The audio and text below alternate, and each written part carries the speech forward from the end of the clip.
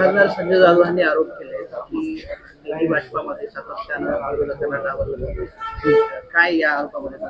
हे बघा, 2019ला मी पहिल्यांदा आमदार म्हणून जिल्हा नियोजन समितीवरती गेले. त्यावेळेला उद्धव ठाकरे साहेबांचं सरकार होतं. त्यावेळेला राष्ट्रवादीचे पालकमंत्री होते आणि तेव्हा खासदार साहेब महाविकास आघाडीमध्ये होते. स्वतः खासदार साहेबांनी सांगावं की मला किंवा गंगाखेडचे आमदार गुट्टे साहेबांना 5 रुपये जरी त्यांनी 2.5 वर्षामध्ये दिलेत का? तेव्हा खासदार साहेबांना अधिकार आहे बोलण्यासाठी. उलट ह्या जिल्हा नियोजन समितीमध्ये खासदार साहेब ह्या लोकसभेचं नेतृत्व करतात. हे ध्यानात ठेवत खासदार साहेबांना, फौजिया खान मॅडम यांना सगळ्यांना निधी मी दिलेला आहे, भरभरून निधी दिलेला. त्यामुळे त्यांना अधिकारच नाही असा ही टीका करण्याचा.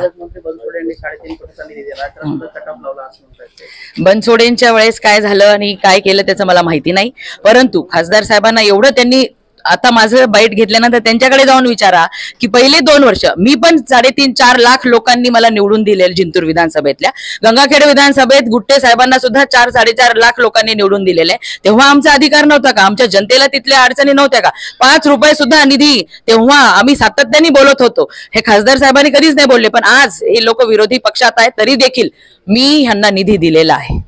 त्यांच्या पक्षातील कार्यकर्त्यांना तुम्ही पैशाचा आमिष दाखवून निवडणुका लढवा, त्याचा खर्च वगैरे आम्ही करू असं कोणते तसे लोक दाखवा.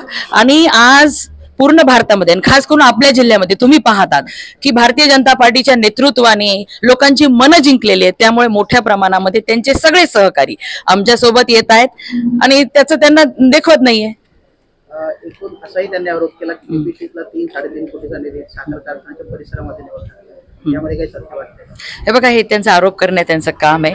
त्या साखर कारखान्याच्या परिसरामध्ये पण कशाला टाकलं असणार, रस्त्याला वगैरे कोणते ते दाखवा. असं कधीच काही झालेलं नाहीये.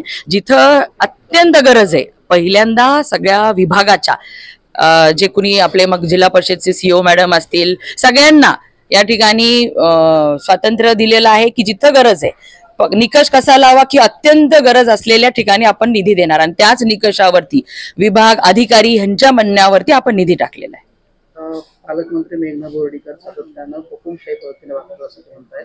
तुम्हाला काय वाटतं? लोकसभा लढवायची म्हणून मला मुद्दा म्हणून हे बघा, लोकसभेला तर अजून 4 वर्ष आहेत.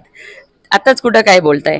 आणि हुकुमशाही काय? अधिकाऱ्यांनी जे सांगता, अधिकाऱ्यांना पूर्णपणे फ्रीडम दिलेलं आहे ह्या जिल्ह्याच्या हितासाठी, ह्या जिल्ह्यातील लोकांच्या हितासाठी. जे जे काही मला करावं लागणार आहे ते मी करत आहे.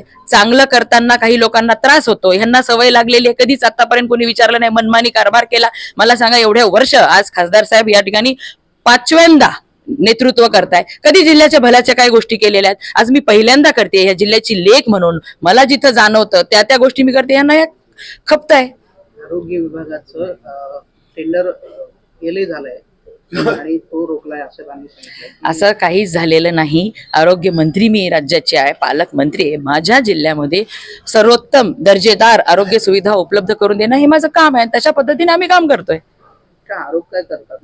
हे बघा, त्यांना कुठलं काम आहे का तुम्ही मला सांगा? दुसरं काय काम आहे? आरोप करणं हाच एक त्यांना काम उरलेलं आहे, त्याच्यामुळे ते करत राहतात. ते म्हणतात बोर्डीकर लोकसभेमध्ये माझ्यासमोर यावे, दूध आणि पाणी कपाले. ठीक आहे ना, अजून त्याला वेळ आहे ना, बघू. जनता ठरवेल, त्याला जनता ठरवेल.